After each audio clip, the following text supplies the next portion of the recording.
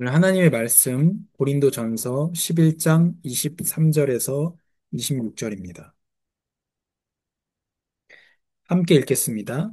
내가 너희에게 전한 것은 주께 받은 것이니 곧 주 예수께서 잡히시던 밤에 떡을 가지사 축사하시고 떼어 이르시되 이것은 너희를 위하는 내 몸이니 이것을 행하여 나를 기념하라 하시고 식후에 또한 그와 같이 잔을 가지시고 이르시되 이 잔은 내 피로 세운 새 언약이니 이것을 행하여 마실 때마다 나를 기념하라 하셨으니 너희가 이 떡을 먹으며 이 잔을 마실 때마다 주의 죽으심을 그가 오실 때까지 전하는 것입니다. 아멘. 눈에 보이는 복음 성찬입니다. 복음은 귀로 듣습니다. 우리가 말씀을. 또 눈으로 성경 말씀을 읽기도 합니다. 근데 눈에 보고 귀로 듣고 또 만지고 냄새 맡고 먹을 수 있는 복음을 하나님께서 우리에게 주셨습니다. 그게 바로 성찬입니다. 어, 이 오늘의 성찬, 또 지난주 세례, 그리고 또 축복, 이러한 것들이 제가 신학교 들어가서 마치고 졸업하고 목사가 빨리 되고 싶은 이유입니다. 뭐 다른 거는 뭐 없으니까.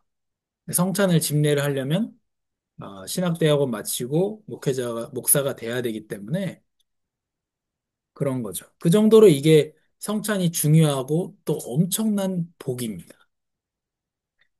그래서 이걸 딱, 이 설교하고 딱 같이 성찬하면 너무 좋을 텐데, 아쉽습니다. 한 3년만 기다리세요. 4년이겠네. 4년 정도. 그냥 더 줄일 수 있는 방법이 없는 것 같은데, 4년 기다려야죠. 예수님께서 제자들에게 마지막 밤의 성찬, 우리 너무도 유명한 최후의 만찬이라고 우리가 잘 알고 있는 그 식탁으로 제자들을 부르셨습니다. 이게 십자가 지기 전날 밤이에요. 예수님께서 이 최후의 만찬 저녁에 식사를 마치시고 겟세마네에 가서 기도하시고 그 다음에 붙잡히시고 십자가 지시고 죽으시고 사흘 만에 부활하셨죠. 그러니까 요 거의 막바지입니다. 지금 예수님의 이 땅에서 십자가 지기의 진짜 마지막 부분이에요. 그 제자들에게 뭘 베풀어 주셨느냐? 식사로 초대하셨습니다. 식사.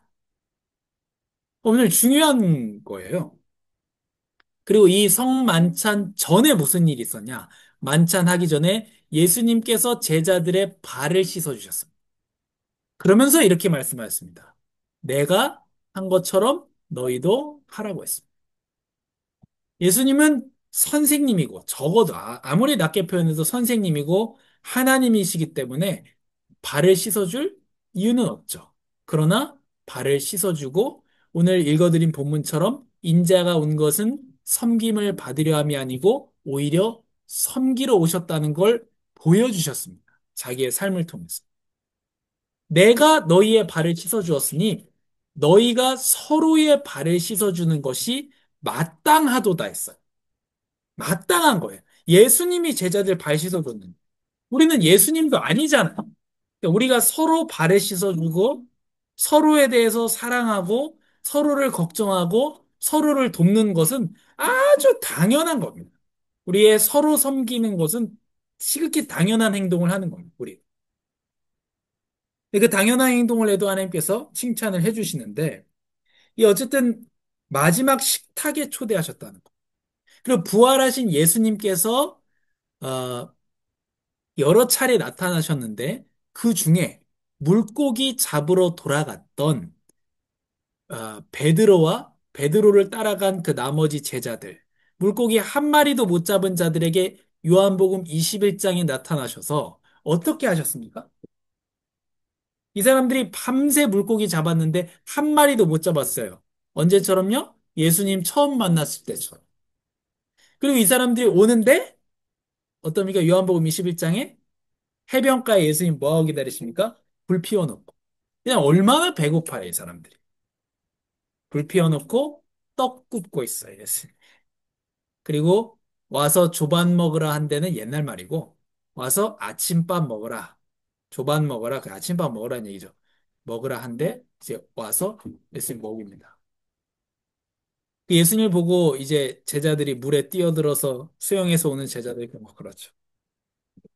예수님께서 지금 이 식탁의 은혜를 마지막 부분에 굉장히 나타내고 계십니다.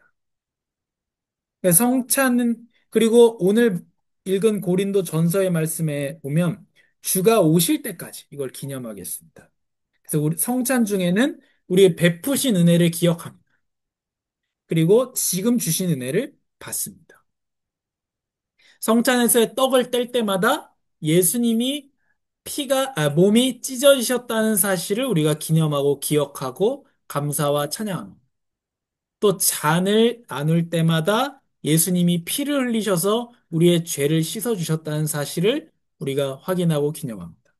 또한 동시에 지금 하나님께서 주시는 은혜를 받아 누립니다. 96번째 질문.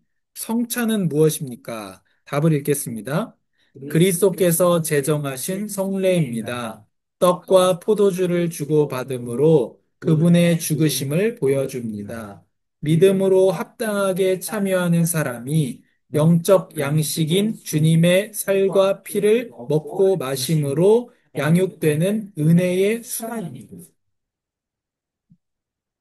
그래서 성찬은 은혜의 수단입니다. 하나님께서는 성찬을 통해서 은혜를 베푸십니다. 이런 것들이 세례를 통해서 은혜를 베푸시고 설교를 통해서 은혜를 베푸십니다. 이런 게 다 어디에서 이루어집니까? 교회에서 이루어집니다. 그래서 교회들이 워낙 요즘에 문제가 많다 보니까 교회 필요하냐? 우리가 다 흩어져가지고 각자 도생하면서 성도들이 성경 읽으면서 내가 잘 사는 게 중요하지 않겠느냐? 그렇지 않습니다. 그렇, 그렇지 않습니다. 하나님께서는 은혜의 수단과 방편을 사용하도록 교회를 세우셨습니다. 음, 그래서 뭐, 목사만 강도할 권한이 있느냐? 강도. 물건 훔치는 게 아니고, 목사만 설교할 권한이 있느냐? 막 그런 얘기들 하는 교회들이 요즘에 많아지고 있습니다. 그러니까 우리끼리 나와가지고 성경 읽고 자기 생각나는 대로 얘기하면 되지. 나누면 되지. 그렇지 않습니다. 그런 교회들의 더 절대 권력자가 있습니다. 원래 그렇거든요. 이 절대 권력자를 밀어내고 그 밀어난 사람이 또 절대 권력자가 되고 어합니다, 그 사람이. 그렇기 때문에 하나님 우리에게 주신 제도들을 다 없애자 이렇게 돼서는 안 됩니다. 문제가 있으면 그 사람 정리하고 이렇게 하면 되는 거죠. 그래서 그리스도께서 제정하신 성례이기 때문에 계속해야 됩니다. 세례는 주님 오실 때까지. 성찬은요. 세례도 그렇고 떡과 포도주를 주고받음으로 죽음을 보여주고 믿음으로 합당하게 참여하면 영적 양식인 주님의 살과 피를 먹고 마심으로 자라나게 되는 은혜의 수단. 그래서 성찬은 기념입니다. 성찬 때마다 십자가를 재현하는 거예요. 성찬 때마다 이 빵을 떼면서 빵이든 떡이든 간에 그걸 떼면서 예수님의 살이 찢어졌음을 기념합니다. 또 포도잔을 받으면서 포도주를 받으면서 예수님이 피를 흘리셨음을 기념하고 기억합니다. 그걸 마음에 새기는 거죠. 그래서 복음이 성찬 때마다 선포됩니다. 그러므로 여러분은 이 빵을 먹고 이 잔을 마실 때마다 주가 오실 때까지 그분의 죽으심을 선포하는 것입니다. 그 십자가를 재현하는 것이 성찬입니다. 또 성찬은 참여입니다. 성찬은 단지 예수님의 사랑을 떠올리는 게 아니고 그 사랑을 지금 내 삶에 적용하는 은혜의 자리입니다. 그 성찬할 때 구경하는 게 아니고 그 떡을 받아서 내 입에 넣는 것. 성찬을 통해 우리는 그리스도와 연합되었음을 다시 확인합니다. 우리가 육의 양식을 먹는 걸 통해서 영의 양식은 인 주님의 살과 피를 먹었다는 걸 확인하고 그거를 다시 확인하는 것. 그래서 우리가 밥을 먹어서 이 밥이 나한테 소화돼서 내 일부가 되는 거죠. 내 세포가 되지 않습니까? 그것처럼 영의 양식인 예수님의 피와 살을 통해서 내가 자라게 되고 내가 살게 되었다라고 하는데 참여하는 겁니다. 즉, 예수님은 예전에 나를 구원하신 분이 아니고 지금도 나의 생명이 되는 주님이십니다. 고린도전서 10장 16절 읽겠습니다. 우리가 감사드리며 마시는 축복의 잔은 그리스도의 피를 나누어 마시는 것이 아닙니까? 우리가 떼는 빵은 그리스도의 몸을 나누어 먹는 것이 아닙니까? 아멘. 그래서 그리스도의 피를 우리는 나눈 형제 자매들이고 그리스도의 몸을 나누어 먹은 형제 자매들입니다. 또 성찬은 영적 양육의 수단입니다. 말씀이 귀로 듣는 복음이라면 성찬은 눈으로 보는 복음이자 손으로 받아먹는 복음입니다. 그래서 하나님께서 직접 지정하신 시청각 교육이 성찬입니다. 두 번째로 주의 만찬을 합당하게 받기 위해 요구되는 것은 무엇입니까? 답을 읽겠습니다. 주의 몸을 분별하는 지식과 그분을 먹는 믿음과 그리고 회개와 사랑과 새로운 순종이 있는지를 살펴야 합니다. 합당하지 않게 참여함으로써 자기 자신에 대한 심판을 먹고 마시는 것이 되지 않도록 해야 합니다. 성찬은 아무나 할 수 있는 게 아닙니다. 성찬은 대통령이라고 해서 받을 수 있는 것도 아니에요. 뭐 대통령이라고 성찬 주고 이런 거 없습니다. 성찬은 세례받은 사람 참여하도록 되어 있습니다. 그래서 또 아무 세례받았다고 해서 아무 마음으로나 참여하는 것이 아닙니다. 그래서 말씀으로 함께하는 뭐 공동생활 이런 책들 보네퍼 목사님이 쓴 책들에 보면 성찬하기 전에 서로를 신방하기도 하고 서로의 죄를 고백하기도 하고 이런 중요한 시간들을 같이 가지라 이런 추천을 하고 있습니다. 중요한 것은 아무 마음으로나 성찬은 참여하는 게 아닙니다. 왜냐하면 주님의 죽으심을 기념하는 것이기 때문에 그렇습니다. 그래서 습관적인 종교 행동으로 참여하면 오히려 해가 됩니다. 자기의 죄, 자기의 심판, 이것을 먹고 마시는 일이 된다라고 말하고 있습니다. 그러니 사람이 자기를 살핀 후에 빵을 먹고 잔을 받도록 하십시오. 주의 몸이 의미하는 것을 모르고 먹고 마시는 사람은 자기가 받을 심판을 먹고 마시는 것입니다. 엄청난 문제가 되는 거거든요. 그래서 주의 만찬을 받기 위해서 믿음으로 준비해야 됩니다. 어떤 믿음이냐? 오늘 라합이 가졌던 것과 같이 나는 예수님의 은혜 없이 살 수 없습니다. 하나님 앞에 설 수 없습니다. 나는 죄인입니다. 그 믿음입니다. 또 예수님께서 나를 구원하셨고 지금도 내 안에 계시다는 믿음을 가진 사람만 성찬의 자리에 앉아야 합니다. 고린도서 13장 5절을 읽겠습니다. 여러분이 믿음 가운데 있는지 여러분 자신을 살피고 계속해서 시험해 보십시오. 예수 그리스도께서 여러분 안에 계심을 스스로 알지 못합니까? 그렇지 않으면 여러분은 하나님께 인정받지 못한 사람들입니다. 예수님이 내 안에 계시다는 것을 알지 못하는 사람은 하나님께 인정받지 못한 사람. 믿음 안에 있는지 살피고 계속해서 시험해 보라고 합니다. 그래서 성도의 삶의 모습, 삶의 방향이 자기 자신에게 확신을 줍니다. 아, 하나님이 나와 함께 하시는 것이 맞구나. 이런 확신을 줍니다. 그 자신을 살펴야 됩니다. 성찬은 회개의 자리입니다. 미워하는 마음을 품고 성찬에 참여해가지고 안 됩니다. 죄에 붙들리고 자기를 높이면서 주님의 몸과 피를 받아서는 안 됩니다. 예수님의 살과 피를 나누면서 그 성찬의 시간에서 내가 다른 사람 미워하는 마음 품고 참여할 수 없는 겁니다. 죄에 붙들려서 자기를 높이면서 할 수 없습니다. 그래서 우리가 스스로를 살피면 심판을 받지 않는다. 반대로 얘기하면 살피지 않는 사람은 심판을 받게 된다. 성찬의 중요한 경고입니다. 또 우리가 주의 만찬을 합당하게 받기 위해서 사랑으로 나가야 됩니다. 성찬은 공동체의 식탁입니다. 그리스도의 피를 내가 받았는데 내가 받았을 뿐만 아니라 나누어 마시는 것이고 그리스도의 몸을 나누어 먹는 것입니다. 화해의 자리입니다.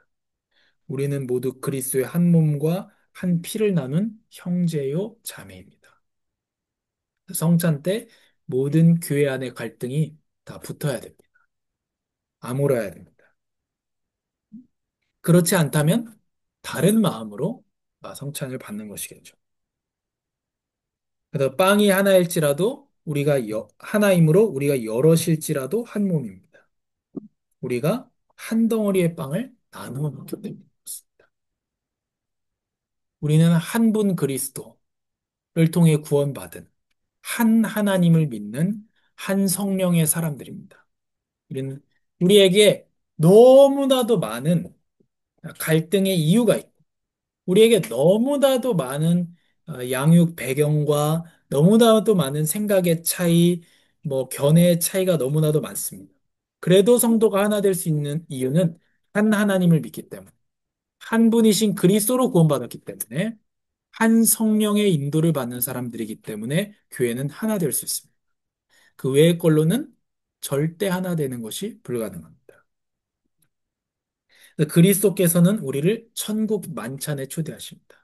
예수님께서 사역 막바지에 제자들을 최후의 만찬에 초대하시고 또 요한복음 21장에 제자들에게 아침 식사를 대접해 주셨습니다.